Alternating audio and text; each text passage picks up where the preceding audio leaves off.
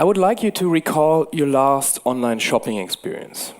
And I want you to think about whether it was a personal shopping experience or it was a generic one. Which means, did you have the impression that that the online shop where you were buying something knew anything about you that helps you find your product, that helps you make your buying choice? Did any one of you have the impression, recalling your last online shopping experience, that the shop knew who you were? All right, 1, 2, 3, 4, which is very good because I expected no one would raise the hand. My last experience was I was looking for a shirt, and it was not my last experience, sorry, one of my last experiences. I was looking for a shirt, and I visited an online retailer, which I would consider one of the market leaders in terms of technology. And the first question I was asked when I opened the web page was, are you male or female? And I said, well, yeah, I'm male, and I thought about this. Just could the retailer have known that I'm male? And I think so. I think that the answer is yes, because I bought numerous times in at this retailer, and my wife didn't buy anything at this retailer, using my computer at least. But you can think about, well, the gender is a difficult question, because if you are wrong, if you are offering skirts on the front page to me as a male buyer, I will probably close the page. So sorry. So the next thing I experience is I have to find my product myself. I go through a list of shirts, and I click on 3 shirts, white shirts, and what happens in the list? Well, I still see pink shirts, blue shirts, and so on. And I think, if I think about a personalized shopping experience, it would consider my feedback by at least when I click on the pages, on the product pages, and maybe adapt what I see. And this didn't happen for me. So my personal experience is personalized shopping works a little bit, but not perfect. Now, having talked about today, I want you to think about the future. When you think about the future of retail, the future of shopping, 10 years from now, maybe 20, how will that evolve? Will it be personal? And I've come up with some ideas of how I see the future, and this is not a visionary talk. I will try to turn it around in the end, but I will first talk about the future to show you how we are working on it at present. And I've come up with 3 hypotheses that are, I think, very straightforward, but which have big implications on how we perceive or how the future may evolve. And the first one I see is that basically, in the future, before you set foot into a store, and it may be online, it may be offline, it may be conversational, the store knows basically all your personal details. And you can say, well, I don't think so, because we have GDPR and everything, data privacy laws going on, and it's basically impossible to derive or to make a profile or something. But if you look at then now the past, you can see that, and I don't know if you remember this. I think it was last year or at the beginning of this year. The retailing group Real came into the media quite bad because they have installed cameras at the checkout. And they filmed their customers in the checkout area, and they were deriving demographic properties such as the age, the gender, maybe more, I don't know. And what was this used for? I think it was for personalized advertising. As you can see, this was a big problem for Real, I think. At least the news coverage wasn't good. But I'm sure if you think about the future in 10 years, even though we have privacy laws and everything going on, there will be a possibility that we find ways to at least know which persona we are dealing with. And actually, online, we have a lot of possibilities already. The second hypothesis is we are always talking about finding a product. When we are looking on a web page or we're talking to a vendor, we are looking for a product that fits us. But I think in the future, the machine will create the product we are looking for. Especially when you think about the first hypothesis that I just said, that the machine knows everything about us. If the machine knows all our personal details and knows our preferences and knows that I have given maybe feedback, maybe just by clicking, maybe by giving a product review and where I state that I don't like pink shirts, it will never create a pink shirt. This is very straightforward. But if it will find aspects of things I like and I dislike, it can do this. And again, if you look at today, I don't know if you know this is the possibility, and it's just one example. We have many examples. This is a Nike page where you can configure your shoes. You can say, I want this color, I want a big swoosh, a small swoosh, I want this in yellow, whatever. And if you imagine a machine that knows our preferences, I don't have to configure anymore. I maybe can change something, but the first thing I see when I go on this page is probably my shoe. The shoe that fits me, even if it's pink or white. Okay, and the third one is a hypothesis that I'm almost ashamed to present because you will hear it on every talk, you will read it in every newspaper, but it's very important to have it to get a full picture, which is that vendors will be replaced by AI. And I think also this is very straightforward. What is a vendor good for? A vendor consults me on a product. I'm looking for a new phone, and I go into a store, and the vendor will help me find my phone. Well, the difference when we give this to an AI is that the AI can read every product sheet, every product specification sheet. It can read any product review out in the world. It can read form entries, and it can really consult me on what this product does. And with the second hypothesis, it can ask me a few questions to find out a little bit more. I mean, even if it knows all the personal details, it might still have some choice on my budget if I'm willing to, even if I can spend 500 euro, am I willing to spend 500 euro today? So basically, the vendor can ask me a few questions, or the AI, and either produce my product or consult me on an existing one. And as I did before, you can see that machines are already finding their ways in our daily shopping experience.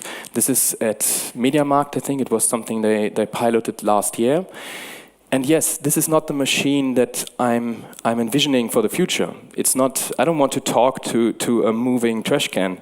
I don't want to. This machine will probably not scoop through millions of product reviews. It will not have all the information about every product available. But this is starting, and I think maybe you have seen the keynote from Google a few days ago, I think, where we have Google Duplex, which shows in an impressive way how we can communicate with machines. And if you imagine a machine looking a little bit more pleasant than this one and talking to you just like a human, but with the knowledge of everything, this could be a revolution for retail. And you can easily transform this to a web page. A web page today is something where I need to find my product, where I need to read a lot of information. If there is a next iteration, it might be a bot system that I talk to. And even another iteration, which we are almost experienced today, is conversational commerce. I already talk to a machine sometimes if I want to buy stuff. And you can, all these hypotheses you can just apply to these other areas. Okay. If I put everything together and I envision the future, it is something like I set foot into a store, and when I go inside, I see a little showroom which renders products, prints them, or projects them somehow that I might like. Okay, so I go into a store, and it's not like today. There's a shelf full of clothing. No, there's a few spots where clothing appears that may fit my needs. This is my personalized idea, and I go up to a clerk, to a robot, which talks to me in a very natural way, and he asks me, "How are you doing today?" And the funny thing is, he already knows. That's why he asked this question. He knows that it's socially very good to do it, but also he knows that I'm in a good mood. If I'm in a bad mood, he will probably say, hey, you don't look so happy today. How can I help you? And you can see this technology right there on the exposition up there. I've seen a company which does facial recognition and assigns the facial recognition to emotions. I mean, also from a research perspective, this is old. Okay, and then I talk to the machine, and with some progressive question, the machine narrows down the search of who I am and what I like, and offers me a customized product. The showroom, the spots in the showroom will change, and the products that I might like will appear. And then finally, I can just take it, or there's a drone delivering it to me. That's something we will see. Okay, but I said this is an applied talk, and I'm not on the futurist stage. I'm not a futurist, so let's take a step back to what we have today. And I think everyone knows this. Amazon Alexa, a digital assistant where I can play my music using my voice. I can do a lot of stuff. I can turn my lights on and off. But I can also say, Alexa, please buy something. And this is something I tried the first time about a year and a half ago. I said, Alexa, please buy me some razor blades. And Alexa said, I have found these and these razor blades. Do you want to buy them? And I said, no. And why? Because I bought these razor blades a few weeks ago the first time, and I tried them out, and I didn't like them because they have a slimy strip on them, and I left it in the water, and I didn't like it at all. I didn't know why they have to add a slimy strip on a razor blade. And I wrote a product review stating that I don't like it. But obviously, what did Alexa do? It looked to my order history, which is good, but it didn't take into consideration what I like and what I don't like. And this is why it didn't make the sale. So basically what I'm saying is, it's not enough to look at the data, at click data or something. It is important to understand your customers' needs and expectations. And there's another thing, I don't know if you can see it right, and I don't know if you know the history behind this. Heinz ketchup has come up with a purple and green ketchup, I think in the 2000s. And what do you think? Did people like it or not? People hated it. And I think this is me as a product manager, or the product manager inside me would say, yeah, well, I have totally failed because I didn't understand my customers. I didn't ask my customers about their needs and their expectations. If I would have done this, they probably wouldn't have come up with green ketchup. They would have said, do a biological variant or something. Okay. But I said, again, this is an applied talk, and I want to show you a little bit how we are working with feedback to move a little bit on in this direction. I'm working for Trusted Shops. We as Trusted Shops, we are at the beginning of the AI evolution, I would say. But still, we have found many use cases where AI or natural language processing can help us a lot. And this is one of the ideas we have come up with. With all the discussion about privacy and data going on, we have thought about how can you derive more or less personal or demographic data without violating laws, without building profiles and everything. Because basically, if we have the email address, we are not allowed to ask you mandatory how old you are, if you're male or female and stuff like this. This is in Germany. This is creating a profile, and which is somehow, I'm not the legal guy, but if I listen to our legal department, which is somehow a problem. If you're familiar with text classification or natural language processing, you might also know about author identification or author profiling. We can derive a lot of data from text, from written text, from spoken text. We can derive the age, the gender, maybe even the income. And this has limits, and this is not 80% accuracy or 90%, but it suffices for our first step into personalization. And I think this strongly supports the hypothesis that my personal details will be known, because the first time I write a feedback, I can, at least the second time I come into the store, The second time I come into a store, I know who you are, how old you are, if you are male or female, and so on, just from the stuff you said. Okay. The second is very straightforward. When you have text, the problem is always understanding what people wrote. Because if I want to act upon, and if I want to make a personalized recommendation, I have to understand what people like and don't like.